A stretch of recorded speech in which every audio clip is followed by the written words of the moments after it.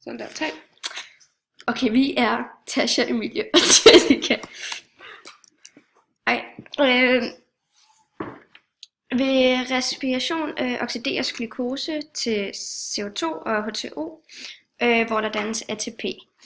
Respiration består af 3 forskellige processer. Glykolysen, som foregår i cellens cytoplasma. Citronsyrecyklussen, som foregår i cellens mitokondrier. Og elektrontransportkæden, som der også sker i mitokondrierne. Processen kan kun forløbe, hvis der bliver tilført tilstrækkeligt med ilt til muskelcellerne, og må ikke hæmmes af manglen på de enzymer, der skal bruges i citronsyrecyklussen.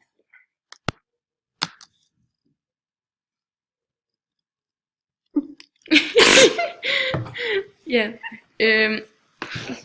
glykolysen, det er den del af processen, hvor der omdannes et molekyle glukose til 2 molekyler pyruvat, og der udvindes derudover også energi til dannelsen af 2 ATP. Processen den foregår som sagt i cellens cytoplasma, hvor der findes de enzymer, der er nødvendige for at processen forløber. Der bruges desuden et hjælpemolekyle, koenzymet NADH+, til at fjerne H+'erne undervejs. Man taler om den anaerobe proces, som foregår, når der ikke er tilstrækkeligt med ilt til stede i muskelcellerne.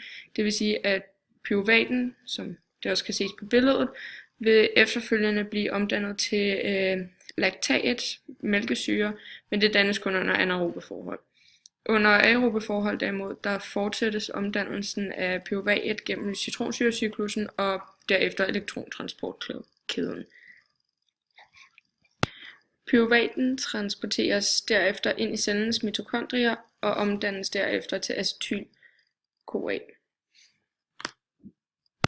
Citronsyrecyklussen foregår i mitokondriernes matrix. Formålet er at fortsætte nedbrydning af glukose, og som udgangspunkt omdannes pyruvat til 6 CO2+, og 6 H2O. Herudover dannes der 2 ATP for hver pyruvat. Det sker gennem 9 trin, som vi vil springe let og elegant henover.